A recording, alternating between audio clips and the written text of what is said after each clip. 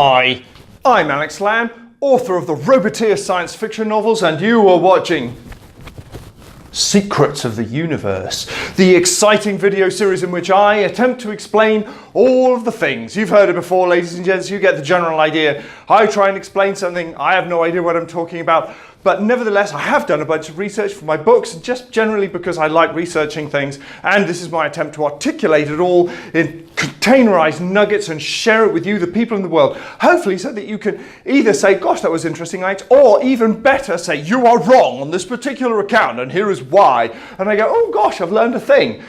So there we go. That's the general idea. I do read the comments. Anyway, today, what are we going to talk about? Today we're going to talk about motivation. Motivation, ladies and gentlemen. What is that? Well, we know what motivation is. It's a force that gets you out of bed in the morning.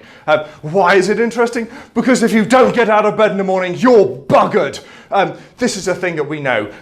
This is a thing that drives us all. How do we self-motivate? Why do we do anything? How do we drive ourselves to do what propels us through life? What is the force that sucks or pushes or squelks us through our day-to-day existence? This is what we will cover. How does it work? Well, if you ask psychologists, broadly speaking, what they'll say is that there's mostly two kinds of motivation. There's your extrinsic motivators and your intrinsic motivators. I would propose that the extrinsic motivators are actually pretty far and few between on the ground when they actually show up. People will say that it's things like, fear or money, or sort of like the will to do a thing, like I have an extrinsic reward here, I will offer you some monies, pounds, dollars, in order to do a thing. It's like, I will do this for the dollars. Yeah, that does show up. Mostly if you actually look at what the extrinsic motivator that's really happening in the head, it's mostly fear. There are some other things in there. There's, opportunism, or just sort of like the behavior of following the things that other people seem to be doing. There are some other, what you might think of extrinsic drivers in there, but they're sort of outlier cases, really. The lion's share of what we do, and the lion's share of even why we do things like chase money, for those of us who are particularly interested in it, comes from what you might call intrinsic motivators.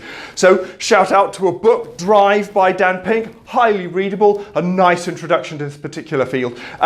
But the idea of intrinsic motivators, ladies and gentlemen, so this is the sort of thing that the things that make you get up in the morning. It's like you want to be a generous person. You want to sort of, you might motivate on, I want to do a clever thing, or, I want people to think I'm good looking, or, I want to be good to the poor, or I want to sort of like, I want to affect meaningful social change, and so on and so forth. All of these things, the intrinsic motivators, or I want to build a great community. These are the kinds of things that actually propel us. So I've read a whole bunch of books on this. I'm very interested in how particularly like companies, social groups and things self-organize, and what makes us actually want to do something. What makes a job not suck, for instance? That's an important thing. I think we'd all like to know what makes a job not suck. We'll come on to the specifics of that particular question more tightly focused in another video. But broadly speaking, I think is if you like, the big picture symmetry that drives a lot of intrinsic motivators is what I refer to as tokenomics.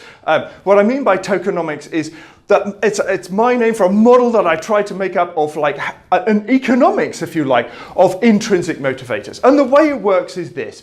We're all of us attempting to collect certain kinds of currency. So we have certain patterns that we're matching in our brain. It might be sort of like, I think I'm clever, or I think I'm funny, or, you get the idea. You can tell I've got some of those in there, but, we all have different ones. It can be social driven, we all have them, and this is actually, I would propose, the mechanism via which we do good things pretty much at all.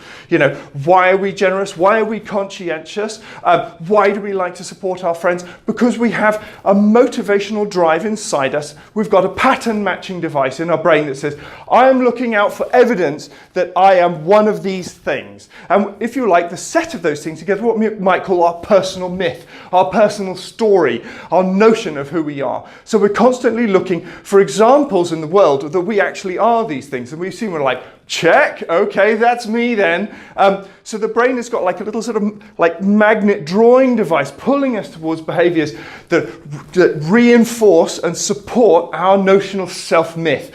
And then we feel good when we've managed to tick something off. So there's a certain set of stimuli that we see, and we sort of like, I gave some money to that bloke, that means I'm generous. So we have a kind of a, if we do a thing, then, you know, that means that. And we have a bunch of, not only a bunch of ticks and boxes that we're trying to get, but a bunch of mappings that we sort of say, if I do this, that means I'm that kind of a person. So, you know, and what we do is we actually, the dopamine neuron system in our brain that is the tool that drives us to do anything. So like, for instance, if you say to yourself, I want a beer, that's more of an example of an extrinsic motivator, by the way. But you know, let's say you've got a gold chain and you're headed to the fridge. You build your little gold chain. Doesn't like, you know, open fridge, collect beer from fridge, and so on and so forth. Those are the things that we do. The point being that when we are looking at the larger scale, at the broader human condition, we do exactly the same thing for these tokens that we collect. You know, when we have a reward and we tick a box, it's almost like we've acquired a certain kind of personal currency. Chink, it goes in our piggy bank. We're like, yes, I've got 5 yellow coins today and 2 blue ones, and so on and so forth. But by looking at this, you know, breaking things up in this way and looking at the fact that we are all trying to collect these different tokens and that we've all got a different set, that tells you something about how people interact and how we can self-motivate and how we can do things in such a way that we don't end up being driven to a point of basically losing motivation and then getting to the point where we don't want to get out of bed in the morning. It's like, I cannot even draw the energy to do a single thing.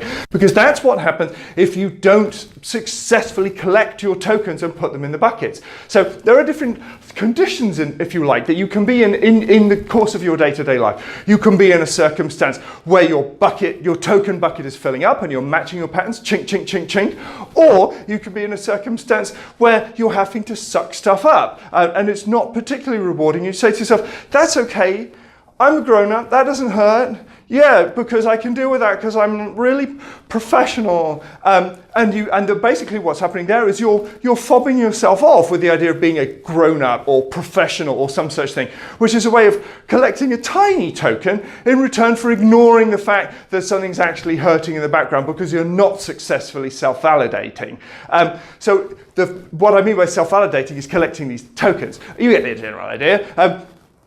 But by actually managing to make sure that we have, a life where we're able to sort of like tick the boxes on a relatively frequent basis, that's what keeps us sane and functional. So there are there's lots of extra bells and whistles and details in this particular idea that I can sort of fill in. But here's a hot tip for this particular video to leave off with. And that is the idea that if you want to live a full and happy and functional life, the idea is to have a relatively broad set of different tick-in-box buckets from which to collect. If you let the world convince you to be a pointy tool, and the world is always trying to convince you to be a pointy tool, it's always trying to say, oh yeah, he's the such and such person, or she's the this, that lady, I'm the person who go to for that thing. And then there's a touch of like, can't you just be more of that thing, which I already have the sense of what you are, because everybody else wants to be able to cognitively cheap out and put people in a bucket